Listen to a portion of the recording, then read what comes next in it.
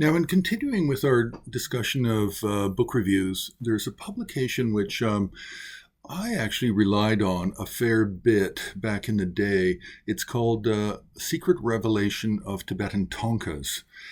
And it was, I think, published out of Aurum Verlag. So that was 1976. I think it's published out of Germany. And it was done by Detlef-I. Now, I may be wrong here, but I think that all of the paintings in the publication are from the John and Berta Ford collection. And since 1976, a lot of these paintings have become dispersed around the world, and quite a number of them are in museums and private collections in North America. Now, I did not actually have the benefit of the English version. I had the German version back in the mid-70s.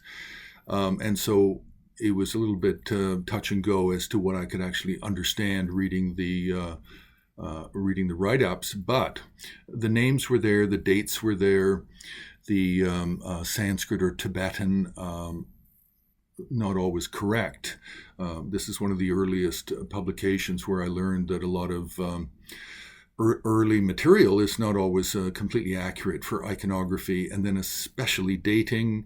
And of course, the styles and style names was essentially unheard of in the 70s.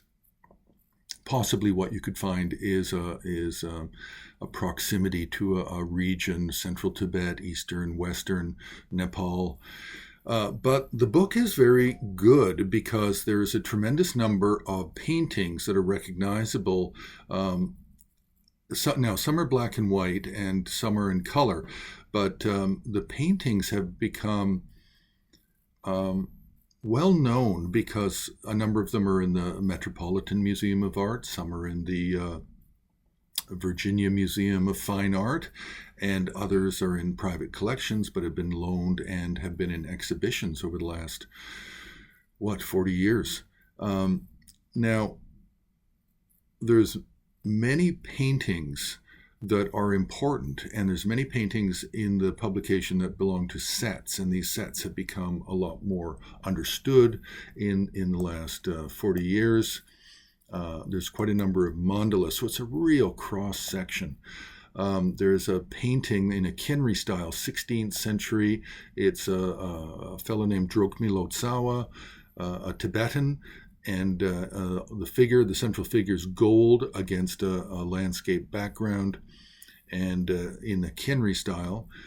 And quite a number of these are found in the Guimet Museum in Paris, France. So I think there's two in this publication. Then what we also find a very late Kazi Lasso painting from the 19th century of two Mahasiddhas. And the dating cannot be trusted with any of these. It all has to be reviewed. And it's all been updated by scholars, especially in the last 20, 25 years.